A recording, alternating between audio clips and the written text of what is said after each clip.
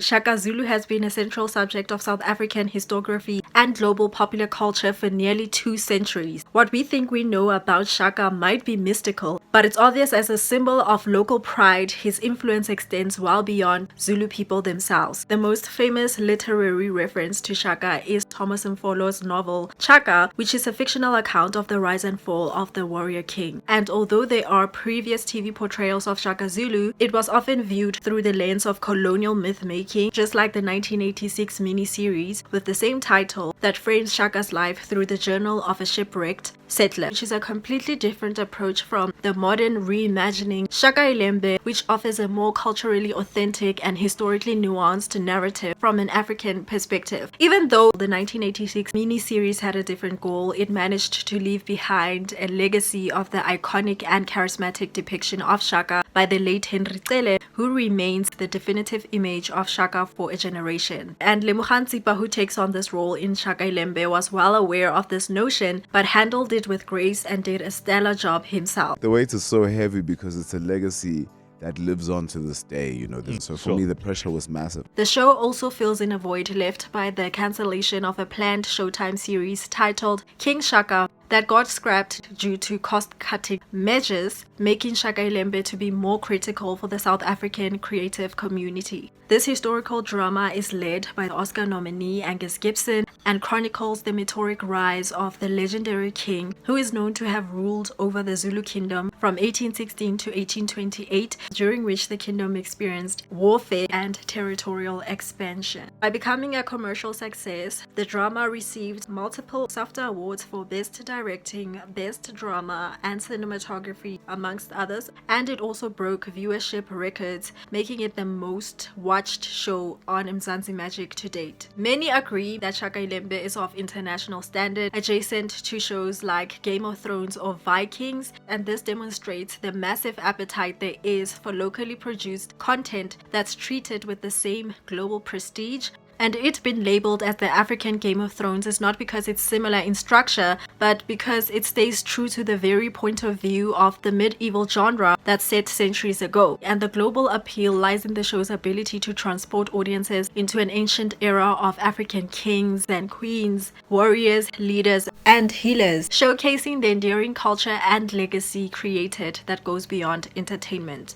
The show has me invested, and mostly because of the captivating characters like King Dingiswayo, portrayed by Thembinkosi Mthembu, who is a standout for me due to his heart-wrenching and detailed backstory in season 1. And we cannot forget about the power-drunk and opportunistic Ndwandwe clan, with Queen Ntombazi inflicting terror on our screens. And we can credit this frightening portrayal to Kabonina Qhubeka. The show truly puts a spotlight on the much-deserved African creativity, and I'm particularly excited to get into today's video because this is a masterpiece worthy of recognition. But before we do that, please don't forget to hit that subscribe button if you haven't already. And thank you to everybody who's been supporting me throughout. Let's keep the conversation going. Let's engage in the comment section, and please don't be afraid to share some of your recommendations of what I should check out, because I know what I watch is just a fraction of what is out there. And I do know I put on this poll. It's been a while. Honestly, I planned on uploading this video, but in terms of the research, the planning and everything, it just took more time. So I just want to let you know that I was not sleeping on making this video. I've been working on this video, and I also would like to continue putting up polls and just see what you guys like to watch, because I think that would also help me create better videos and videos that people actually want to watch.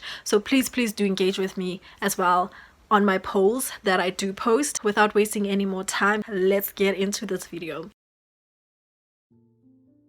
Primarily filmed in isiZulu, the epic is grounded in Afro-realism that resonates deeply with the lived-in heritage of the people. The 12-episode show starts with the events surrounding Shaka's birth and early years, including the meeting between his father, the Prince of Zulu at the time, Senzaka Khona, portrayed by Senzo Radebe, and his mother, the Ilangeni Princess Nandi, portrayed by Nomza Mombata, coupled with the interactions with other nations and clans existing at the time, most notably of the Mthethwa, Ndwandwe, and Kwabe. The story is narrated by Shaka's aunt, Princess Mkabai, portrayed by Dontandeka King, who is known for her role as the kingmaker. And a rift is soon ignited between King Zwide of the Ndwandwe territory, portrayed by wise man Mncube, and Senzanga Khona, with Nandi playing a central role in the discord, which marks the beginning of a lifelong power tussle between the two royal houses. However, by the Zulu asking for assistance from the Mthethwa military forces, it turns into a beneficial state and military allegiance, but turns Dingiswayo and Zwide into enemies in the process. On the other hand, his parents experienced a tumultuous relationship, and even though his mother became one of his father's wives at the later stage, the fact remained that he was born outside of their marital union, which he got shunned for. But upon receiving the prophecy of Shaka becoming a revolutionary king, Nandi decided to focus all of her energy into nurturing that, which eventually got them kicked out, as his father, who was king then, felt threatened. On their quest for a new home, his mother remarried one of her previous suitors from the Kwabe territory, and this is where he got his first introduction in military training and mentorship, until he lost his stepfather in battle.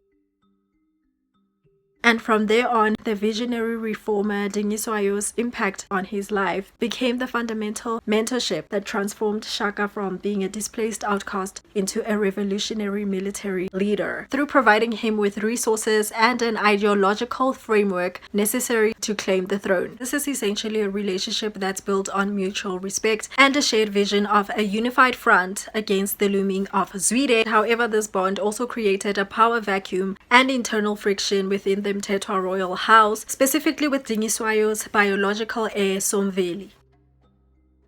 Another element in focus is how the female leads pay homage to the women whose roles in history were downplayed, from Queen Nandi, whose diplomacy and counsel helped steer the empire, to the female regiments who stood their ground on the battlefield as well, and the true extent of Mkabai's role over the kingdom.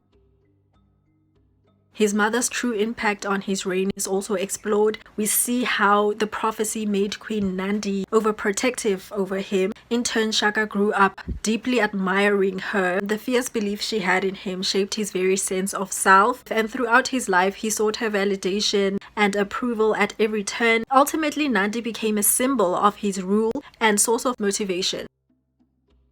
When he eventually takes over the throne, he is caught between caution and obligation, surrounded by veiled threats and fractured loyalties. So when a love interest was introduced to him, he remained composed, disregarding any vulnerabilities attached to it. Parts of the story also turn to the Xhosa, Swati, and the broken family dynamics within the Zwide kingdom. When we take a closer look at the technical aspect of the production, we can see that the script resists the urge to rush. The performances are strong, and the actors humanize the figures who had always appeared to be mythological. The power of the performances is felt in the glances, pauses, and subtle shifts in tone. The tension builds without a spectacle. The directorial team truly did an outstanding job as well. The cinematography is polished due to the meticulous lighting compositions. As it's filmed in the vast expanse of Gauteng and KwaZulu-Natal, the large-scale battle sequences amplify the production's cinematic levels. The sets feel lived in, with intimate interiors, and the intricate costume designs stays true to the history of the time.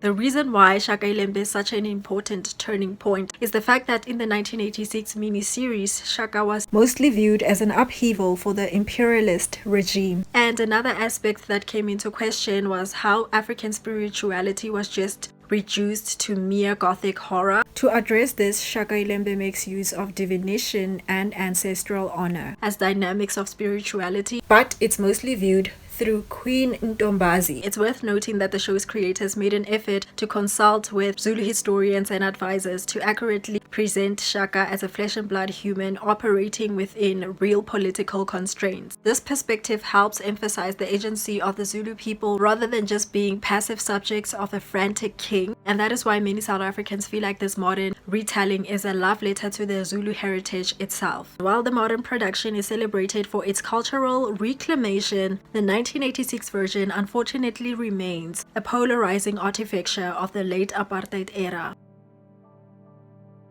With the confirmation of a third and final season, the story of Shaka is building towards an explosive conclusion. as season 2's post-credit scene confirms the tense and unavoidable clash between Shaka's warriors and the arrival of the British settlers.